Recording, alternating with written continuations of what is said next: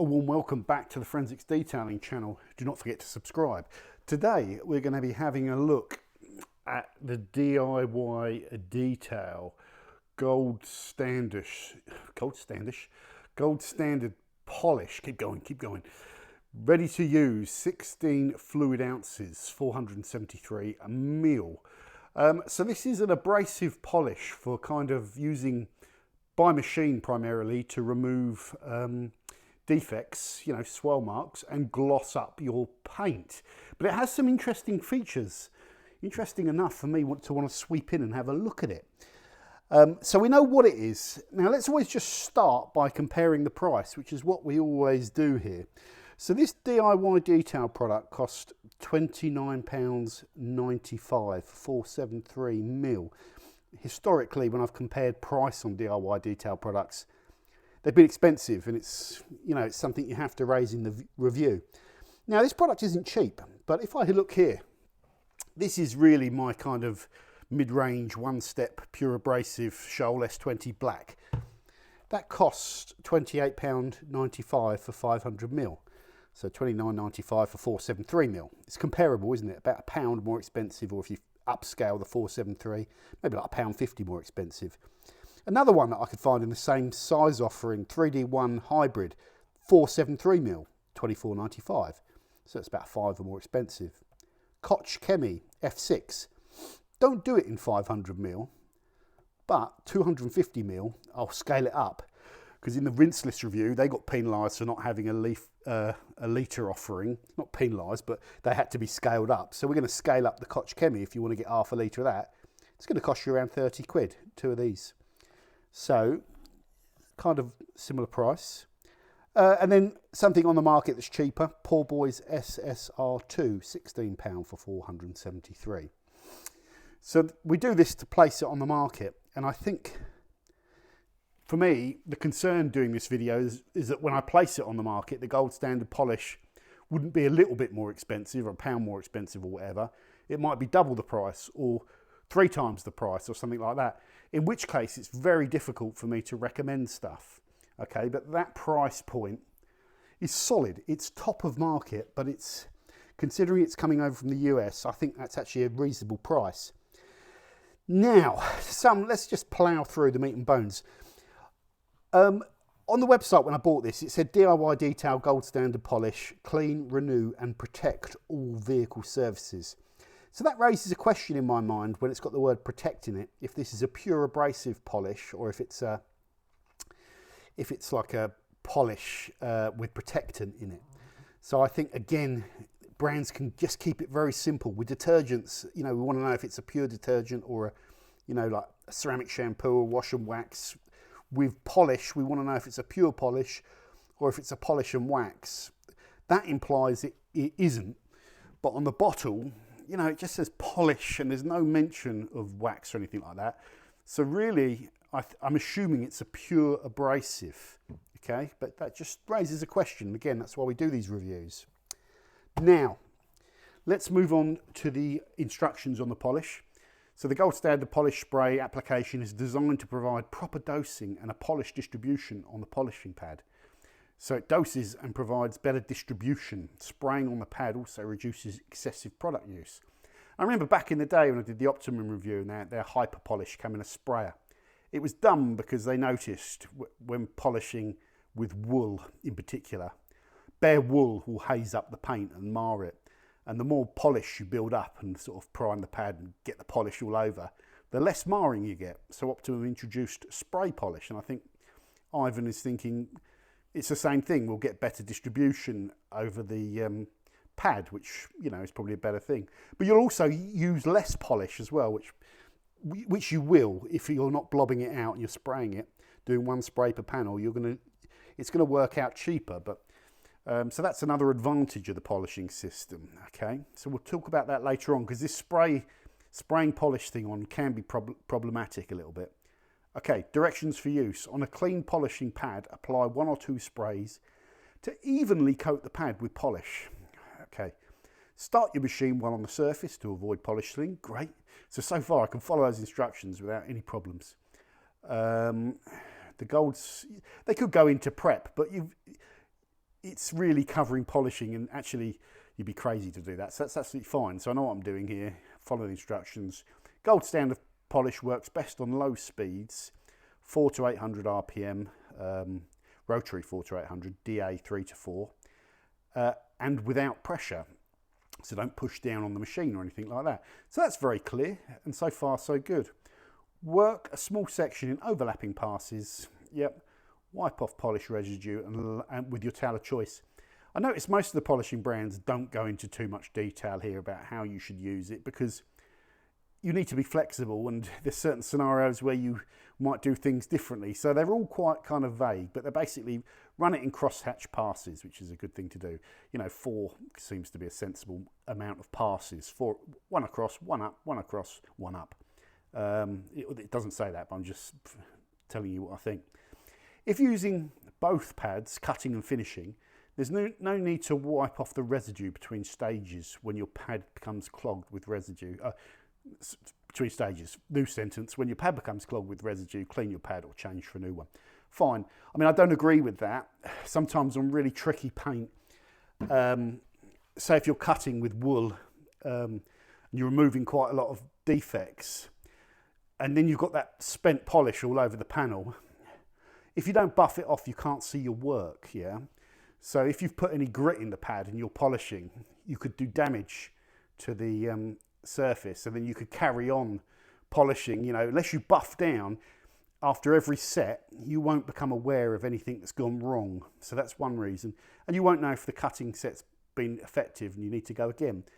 I also think that spent polish is all full of clear coat, and sometimes on really fiddly, cheap, soft aftermarket paint that can be difficult to finish out, I wouldn't want to introduce that other variable. So I tend to wipe the polish off. You don't have to follow every single polish instruction verbatim, but yeah, I probably wouldn't do that.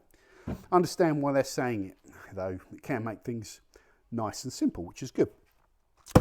Okay, so let's try and put this polish out on the pad. Now, I've been playing around with this. I've used it a couple of times. And I think I've got the polish, the trigger set to the right place to give me some decent amount of polish. I'll have to do it with the thing. Now, in an ideal world, when you look down here, when you pull this trigger, in an ideal world, you'd click your fingers and then this whole pad would be covered in a lovely little cone of polish, and you'd be perfectly primed and you'd have amazing distribution over the whole pad. Unfortunately, these sprayers, they don't spray polish that well. It tends to kind of spit it a little bit. You do have to fiddle around with this, and to fiddle around with it, you've got to waste product sometimes, spraying it down the drain to try and get the right thing. Or you could do it on the pad. There is another problem, because it spits it out and you don't get this nice cone, you can get polish down there in the hole. So a pad with no hole with this method might be better, or else you just build up polish in there and that can spin out and flick out and all that sort of stuff. It tends to be better to put like a area of it there. I'll just show you what I mean. I'm going to struggle here. I'm going to struggle. I've got no idea where to go. So let's just do it from about this height and just spray. And where should I aim? Should I aim for the hole in the middle and fill it up with polish, or do I aim there? I think maybe this is the best way. So we kind of go across the polish. What do you think? Don't know. Someone will say it's stupid, but let's go. Let's just spray it, see what happens. Okay. So, you know, the polish distribution isn't always great. So what, should I tighten this up a little bit? Because we can do 2 squirts per panel. So if I tighten it, it won't go now. It's locked because the abrasive can't quite get through. So I've got to loosen back off again a little bit to where I was before and try again. And I've learnt that the way I did it last time wasn't great. So shall I just try and go for the side of the pad there? So let's do that. That was better, although I've got some of it on my worktop. But I just don't think the distribution's great with this spray thing. That's my personal opinion. Will you get better at spraying it onto the pad? Will you get closer, you know, and go there and do it? Then you don't get any overspray or anything. But I don't think it gives you a better distribution potentially than just a blob, a blob, a blob, prime, spin it up, you know, then work your film. Over you go. I also like to put a film of polish over the area after I've applied it, but it doesn't say to do that. So I'm just going to follow the method. Now, There is polish on there, so we've got the polish on there. Here I've got two lines of P3000 sanding, okay, and what I'm going to do is just 4 passes up and down, try and get the camera somewhere where you can see it, and I'll put the machine on speed 3.5, which is the mid-range, so you can see that. Right, I've got plenty of cord, don't worry about this whacking on the panel. So let's just start up here, we'll spin it up on the thing. No pressure, and we'll just go up and down 4 times, nice and slow.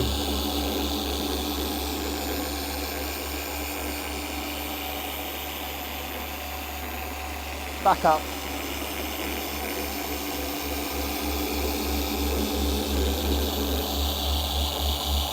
Back up.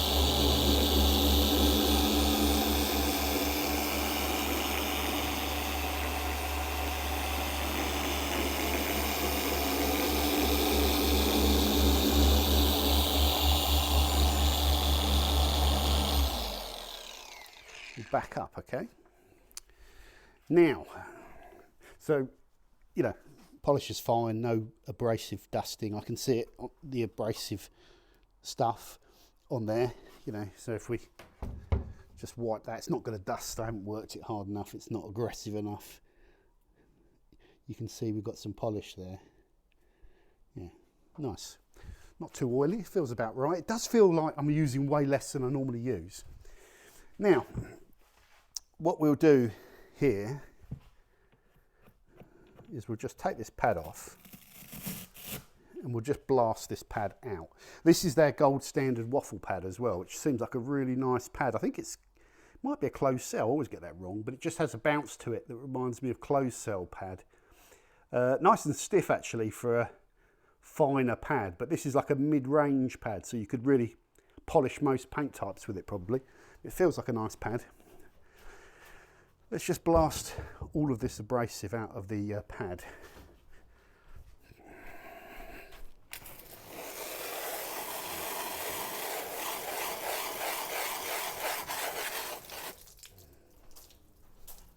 Oh, I just soaked myself.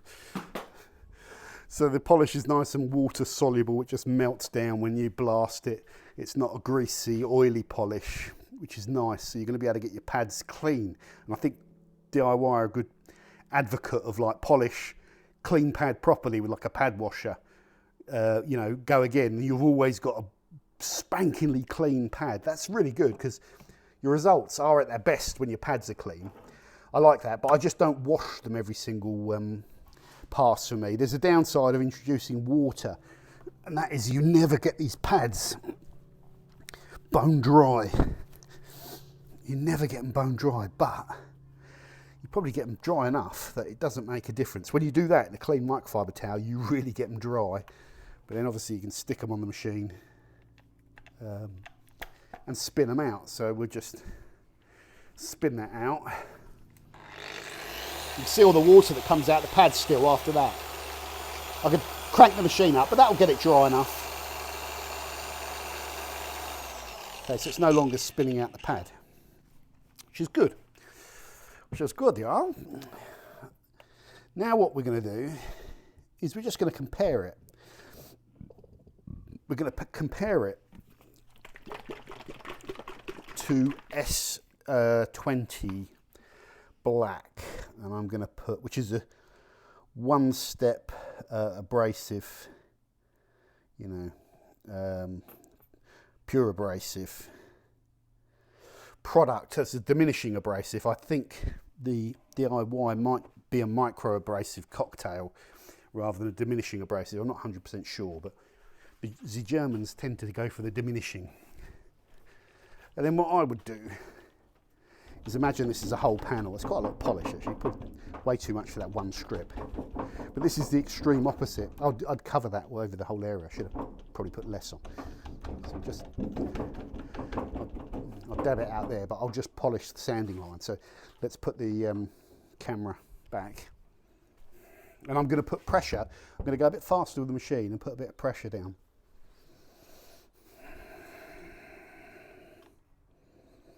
Put it up to speed 5. Goes up to a top whack of 6, so we're going to go back a little bit and go 5. Don't worry about the cord.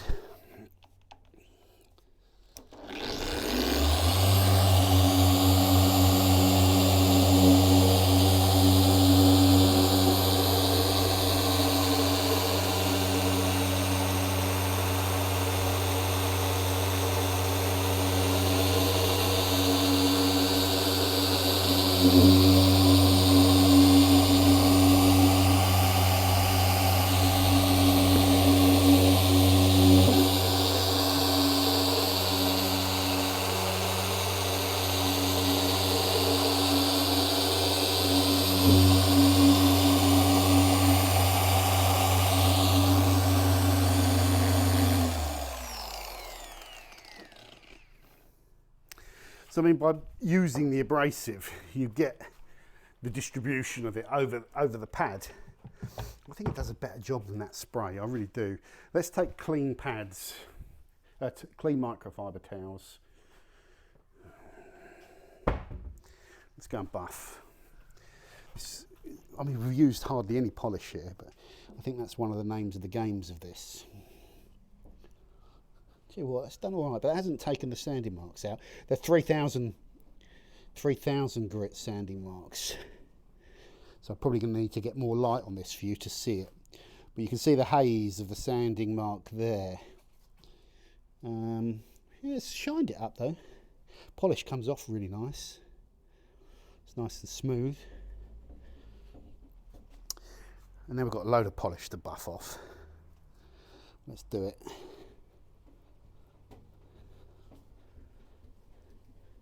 Let's get all this stuff off over here as well. For me, that has taken the sanding marks out.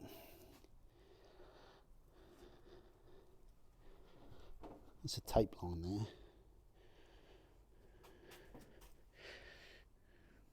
Yeah, the sanding marks are gone. But they're definitely not gone over here. You can still see the haze. So it's flat. So what I'm going to do, just bear with me. So this has kind of gone the way I thought it would.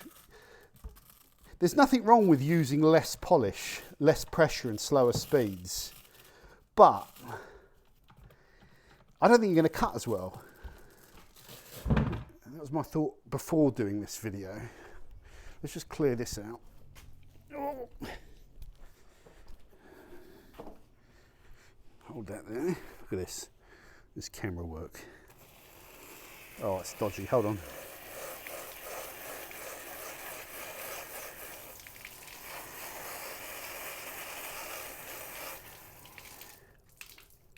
Okay, sorry about the camera work. I think you can also see better with grey polish in this yellow pad. Yellow polish, yellow pad, a bit harder to see the polish. But that's not too important. Let's just take this out, dry this down. What I want to do is use a bit more polish. So let's go again with the DIY detail. Put this here so you can see what I'm doing.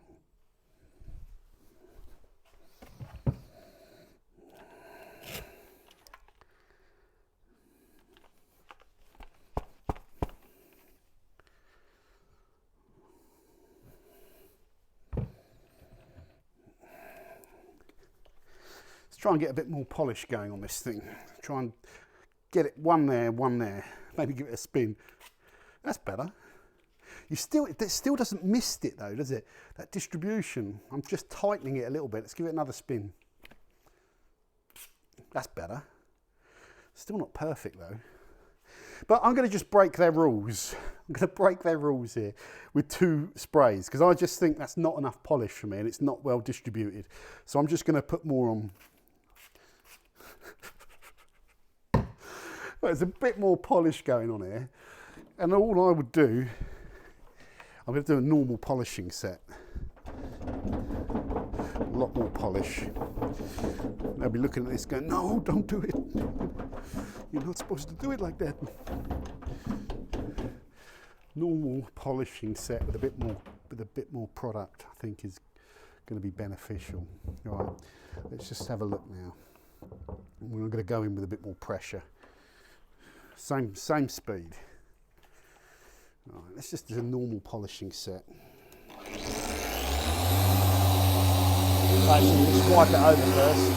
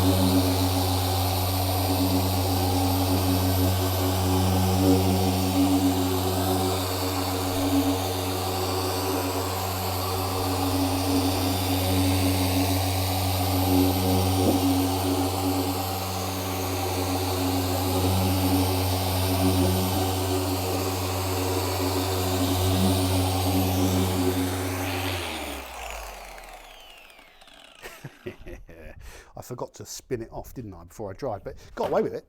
It was fine. So that felt much better.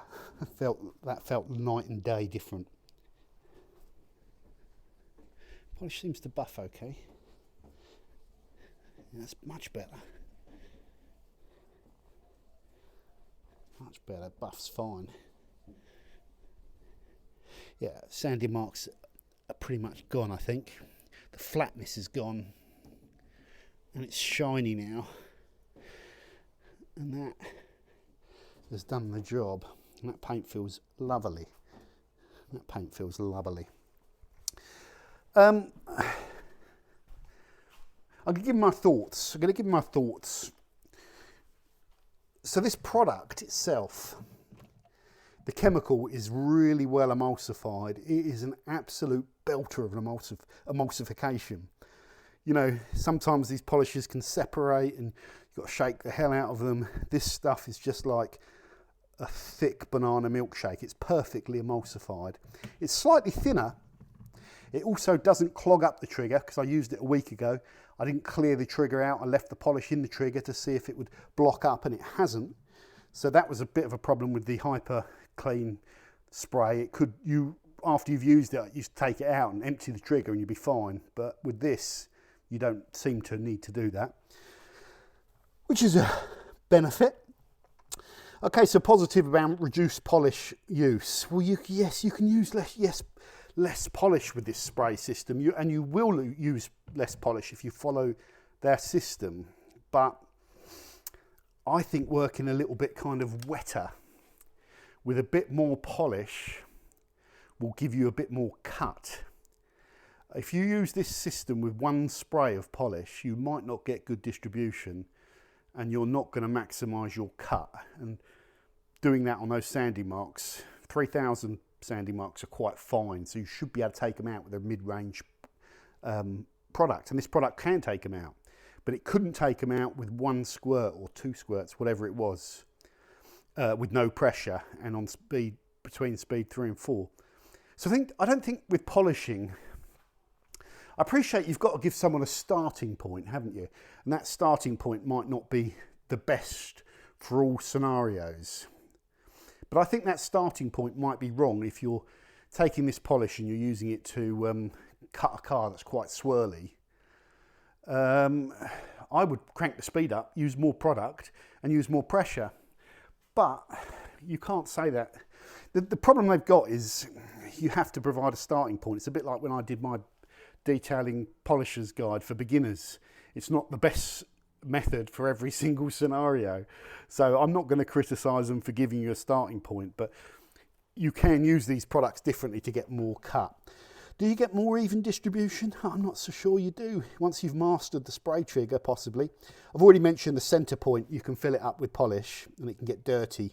You can waste product in the middle of the pad, in there, in that hole. You can also get it on the floor if you're really dumb, or on your worktop. What have I written there? Oh, it doesn't seize, which is good. Unless you tighten it up, and then sometimes you've seized it and it's like, oh, I need to untighten it. And you might go too far and then get a stream of it coming out rather than the spray. So there is that. Grit level. So this polish, the reason I've written that down is nothing to do with the test we've done. It's nice when an abrasive tell you what kind of grit level it can handle. So this can take out P2000 grit marks, which is good to know. They don't put that on there. Is that because it's like a polish for beginners that are polishing for the first time? They don't want to overcomplicate it? Maybe, but you might also look for people be looking for that information. So I think a grit level is a good thing to put on there. The spray method is going to be hard to use if you're putting them on 1-inch spot pads to get the distribution. I did think maybe 3-inch spot pads, but I actually think it'll be ideal for 3-inch spot pads because it's about the same footprint. You can probably load up a 3-inch better and it won't have a hole in the middle. Yeah. So I've talked about that. So yeah, I mean, I've got my notes and sort of summary on this. I like the fact there's some unique features with this. I really do like the fact about them stressing the importance of cleaning your pad and, like, you know, having a little bucket of water or a pad washer with a bit of their Rinseless wash in it. So I'll just put like 10 mil in, a little drop. That might be a bit more. And you can use that. If you're cycling pads, you could use that to clean your pad properly, like, you know, and that will flush out the polishing oils a bit better. And I do like doing, I don't like doing that every set, but I always have a little bucket of water and maybe a little bit of APC if I'm cycling pads. And when I finish with a pad, I'll dunk it in there and it will stop the polish ever drying on the pad. But with the Rinseless in there, maybe that's going to help remove some of the polish from the pad itself. So yeah, I like the unique features, but I wouldn't use them, and I would probably take that spray trigger off and install one of those on it, because I just think the nipple's less prone to making mess and probably gives you better distribution. Or it might not be as the coverage might not be the same, but it works, that method. Low dusting, yeah, the product doesn't seem to dust up with normal use. Perhaps if you get a wall pad on it in a rotary and you blast the hell out of it, you can make it dust. Can't see many people using it that way. It's mainly going to be used for, you know, tightening up your car. You could just, in layman's, you could buy into this and just do your car with it and all that sort of stuff. Excellent online support. So you could pick a brand to provide you a polish, you know, and you buy the product and it turns up and you're there and you're a bit scared of what to do. But very few brands have got all of the information where you can actually go on and watch them do it. And that gives you a bit of confidence that you can use it. Good cleaning system with it. Versatility for pad choice. So I like the fact that if you're picking this as your polish, if you want more cut, you go to the wall. So in this example, the polish teamed up with the yellow pad didn't take care of my 3,000 sanding marks on the first pass. Well, you've got the option there. The brand could say to you, follow the instructions that we've said, but just use the wall pad and then take a red pad, the finishing pad afterwards, and do another set just to give you the final finish. So it could be a case that their approach is different to mine. What I'm doing is perhaps using it on an example that it's not going to work on, you know, all that sort of stuff. Whereas it can be tweaked. Negatives, it's top of market price. Comparable cut is low, yeah, to professional abrasives. It probably is. I think S20 will outcut it. I've used Perfect Finish. I think Perfect Finish would outcut it and probably deliver a similar level of finish. The Germans, I think, lead the way in abrasives. They're abrasive technology specialists, aren't they? Scholl, Koch, Sonax. They are the cutting edge of cutting, I think. Some might not like the spray method. Yeah, confusion over protection, whether it leaves protection behind are the negatives. Summary. I just put these notes down there to help me get from A to B. Summary. There's a lot of brands out there, and one thing I think a lot of detailing brands don't do well is sell you their polishes very well. So they might not even have them. So it's good that DIY Detail have got a polishing system. It's a simple polishing system. It's competitively priced, even though it's top of market. It's coming over from America, and it's not 2 or 3 times the price, which is good. And you can follow their instructions and go and polish this. I could just do what they say, spray it, polish it, clean, spray it, polish it, clean, low pressure. And the net result is I won't do anything wrong. I won't do anything wrong if I do that. And that's a good starting point. And then from that starting point, you can take it to the next level and you can do things differently to what they say. And that's where probably just using a few of these and just having a little bit of experience helps. Yeah, so I don't like the one squirt. I think one squirt isn't enough, personally, for me. I think that's going to affect your cut. Getting a nice film of the abrasive paste over the area, for me, will cut better. And if I crank the machine up and I pressure in, I will cut better. and just repeating the process with the polish, using more, cranking up, pressuring in a little bit more, got me the results really that I wanted. But you could argue you weakened it with the first pass. Not really, it didn't cut much doing that method. The abrasive rubs off the panel really, really nice. Does it have protection? Well, the problem is polishing oils are going to present as protection. So we could take something, it's a water-based polish, isn't it? So we could water wipe it, but we could just use the panel wipe. This is the Rupes panel wipe, and I've got one hand, so I'm going to have to plaster it all over this. Let's just plaster the panel in panel wipe. Loads. Get it on there. Could plaster a microfiber cloth as well. Don't think I've used that, doesn't look used to me. And we'll just wipe that off.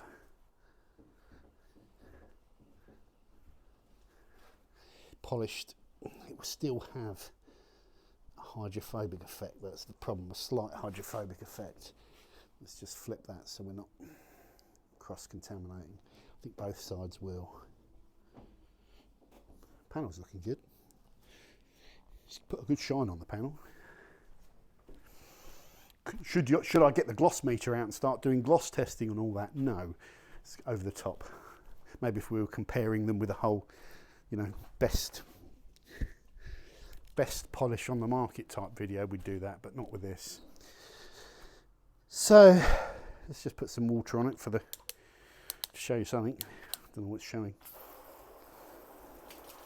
So you can see where the shoal polish has, it's all hydrophobic. That's beading rapidly though, that is. Even faster. Interesting that is, look at that. So if you look at that, that's kind of like what you'd expect for a panel that you've just polished and panel wiped.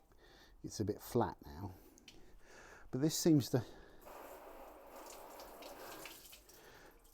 This one's got something in it that panel wipe has not taken off. So does it have a little bit of wax in it, or is it just polishing oil that the panel wipe hasn't removed? I don't know, that's quite hydrophobic because that's a flat panel as well.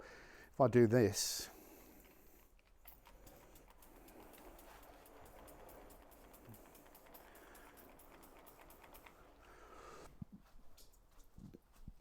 it's a bit of beading, not much, but don't know. If I had to guess, there might be a bit of wax in that. Don't know, probably wrong, usually am. So there is my opinion of DIY Detail Gold Standard Polish. Quality emulsion, perhaps lower cut if you use their method. To unlock it, you'd need to buy their full range of pads and play around with it. Yeah, and I think my advice is don't be afraid to deviate from the instructions a little bit if you want to work a bit more cut. Or if you don't like the trigger, put one of these on it and use it like a normal polish and you'll be fine. It is a bit looser, so I think it's been developed a little bit looser to go through the spray trigger, but it'll work fine for a nipple. It'll work absolutely fine. Yeah, and I like that whole little bucket of Rinseless kicking around is probably going to be beneficial as well. So I hope you enjoyed the video. Let me know your thoughts in the comments. Take care and see you soon. Doug.